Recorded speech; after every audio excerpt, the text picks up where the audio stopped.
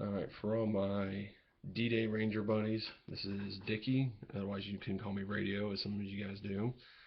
Just real quick, going to go over a couple of things as far as some of the comm stuff that the Wetworks guys used and some of the other guys used that I picked up that I'm recommending for everybody.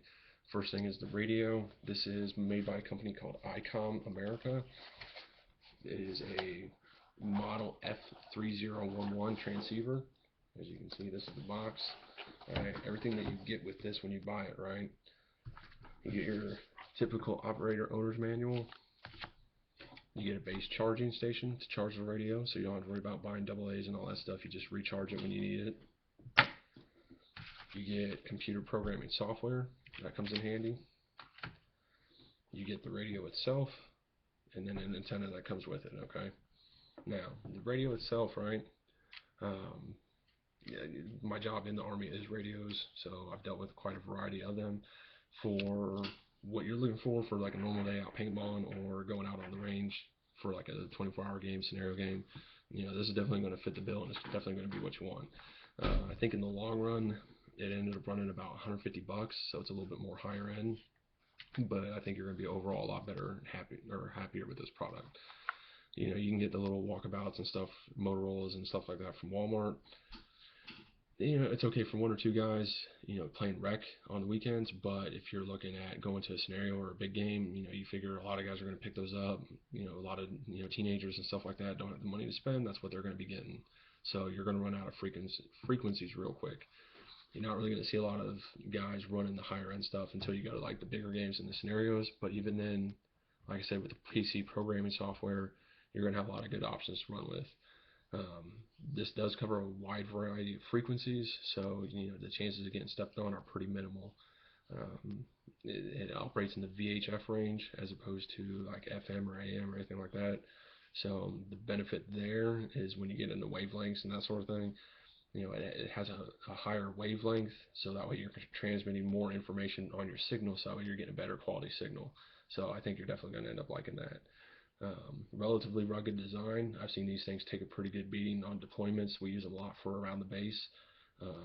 Just small, short-range communications. I've seen them get thrown around in Humvees, trucks, pickup trucks, dropped on the ground, kicked around in the gravel, and they work just fine afterwards. So you got your standard belt clip on the backside. That's fine and dandy. On the top, you've got 16 presets radio channels to choose from. You got your volume knob. You got where the antenna screws on at. On the side is where you can connect your accessories like hand mics or headsets. And then on the front is your mic input, your audio output. And then on the side is transmit and that sort of stuff. Your transmit and some preset buttons that you can play with. So this thing puts out 5 watts, but when I played in 2011, Hill from Wetworks let me borrow it, run around out there for a couple hours with it. As far as terrain goes, heavy forest, moving into the clearings, over up and down hills and all that sort of stuff. Never had any problem keeping in range with anybody. Never had any problem with signal degradation as far as with all the tree cover and stuff. So it was definitely, let me fix this real quick. All right. Definitely didn't have any problems. It was good signal quality, good range. Even just around the campsite and stuff, if you're walking around and you want to try to find where somebody's at in the vendor area or something, you want to hit them up. It's definitely going to be good for all purpose. Like I said, 150 bucks for the price is definitely pretty good. My vest that I wear for scenario games, the radio pocket is up here, so the radio itself will be up here. I'm not too concerned with the antenna. Normally on my combat gear with my handheld radio, it's usually on my left hip towards the back. Um, but as far as this goes up here, I'm gonna have my mask on. I'm not necessarily too concerned with it.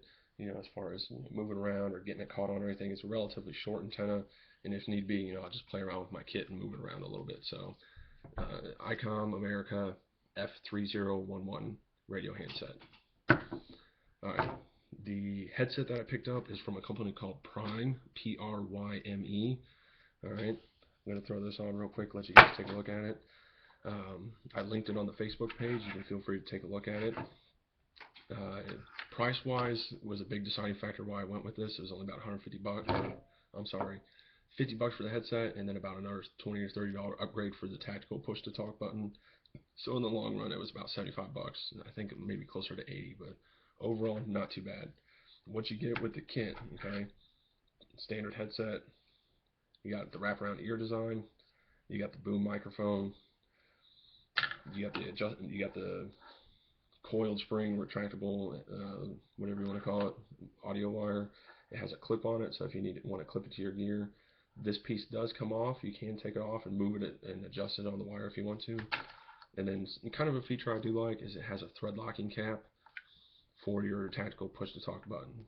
So, when you do connect to this, it clicks in and then it threads on. So, if a piece goes bad, you can replace it without having to replace the whole headset. That's not too bad of a feature. You got your D button.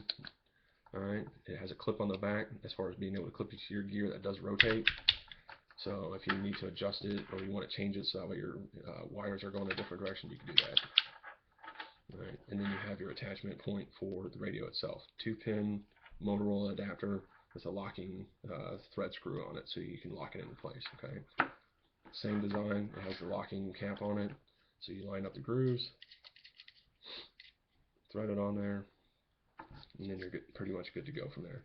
It does have a pretty good length of cable, so you might have to play around a little bit with it, but it is all the coiled design, so it will kind of retract. One of the things I kind of tend to do is I'll either use a lot of the little Velcro stripping that you can get from like Walmart for $1 or $2. You can get some of that stuff, cut it into little strips, and then you can use that to strip to your gear, so that way if you want to play with it, changing it, you're not messing around with zip ties and stuff. Alright, now, I would prefer a little higher quality design, especially on the tactical push and talk. I do like these because they are big, so if you got gloves on, you can mash it pretty easy. You're not sitting there trying to find a little push pin or anything like that, or a little push to talk. So, it is pretty easy to find it and just mash it, do your communication, say, hey, do you hear me? Where you at? Okay, gotcha, we're coming. I got 10 guys coming in with me, whatever. So it is pretty easy to find and pretty easy to push. I do prefer a little bit higher end design, but again, I am used to a lot of the military grade communication stuff, and a normal headset like this will run you a couple $100. And I know, myself included, I don't have the budget for that. So not too bad of a design overall. I don't necessarily care for this part of it. I'm a little worried as far as fraying and kind of breaking the cable on the inside, but you can play around with it a little bit and try to find the best design that works for you. Maybe when you wire it up, put a little bit of extra slack in there. So overall, not too bad. Alright, I'll put this on so you guys can kind of check this out. Like I said, it has the wraparound design. It is adjustable in the back. If you have a larger head, like some of you guys got big nuggets, you can adjust that, alright. Your normal boom mic, like I said, it is kind of flexible, so you can move it around a lot.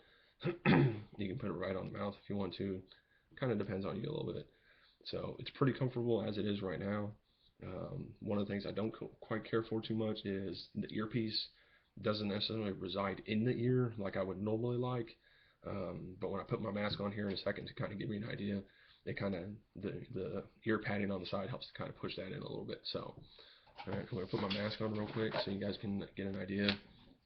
Alright, this is a typical DDAY i4 mask. So it does have if you haven't seen one before, it does have kind of a narrow chin line on it. It is pretty close to the mouth.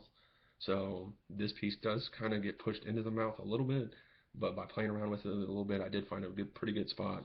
On the inside of the mask, there's a little recessed area that it sits in pretty nicely, or you can just put it underneath the mouth. You just might have to talk up a little bit about to get the volume effect you want, but normally you want it pretty close to right above the mouth. You don't want to be screaming into it and yelling. That's one of the big things with radio communications is you want to make sure you're talking in a calm, collective voice. You don't want to just be screaming, because on the other end, the dude's all he's going to hear is, Arnold Schwarzenegger from the Predator. Just, get to the chopper. It's going to be just horrible, okay? So, I'm going to put this on real quick. I don't know if you're going to be able to hear me too much afterwards, but like I said, on the side, and you'll see how kind of the padding sticks out a little bit. It kind of helps to push it in a lot. So by playing with the volume, getting it up a little bit, and by having that pushed in the ear, I'm pretty sure it'll be good comms. I say that just because I don't have anybody local that has a radio, and I'm not going to dump $150 to get another one to test it. So let's put this on real quick. Alright, so like I said, don't know if you can hear me too much. On the side, you can kind of see how it protrudes a little bit as far as where that earpiece is at. Pretty comfortable all in all, just as far as sitting here wearing it. After 10, 11, 12 hours in a scenario game, that's a little bit trickier to gauge how comfortable that'll be. But in the end, I think it'll be all right. Plus, you take breaks throughout the day.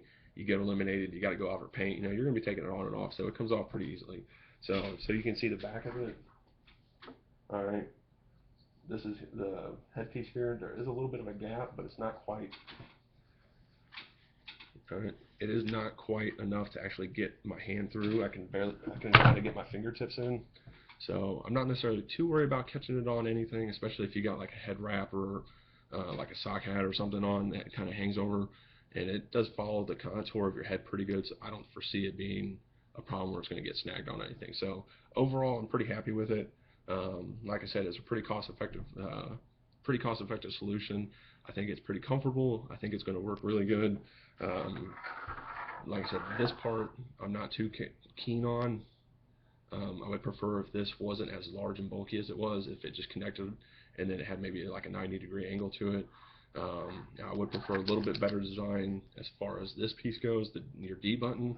But all in all, really happy with it. I think it's cost effective. Next year I'm hoping to upgrade to a throat mic option, but those are pretty pricey if you want to get a good quality one. So I think that'll be good though. But planning on doing a little bit of playing around with it, put a little bit of slack in there. Like I said, my radio kind of sits up here, so it'll be relatively close. So I don't see it being a big problem. You could wrap it around your back and come up to the other side. You can move it down to your waist. You can move it across the shoulder. You definitely got enough cable to do with what you want. So let me put this on one more time just to give you guys an idea. Like I said, pretty comfortable wearing it. I don't know if you could understand me real good with the mask, but pretty comfortable wearing it. 12 hours of gameplay. Not sure how well it's going to feel for you, but overall pretty comfortable. All right.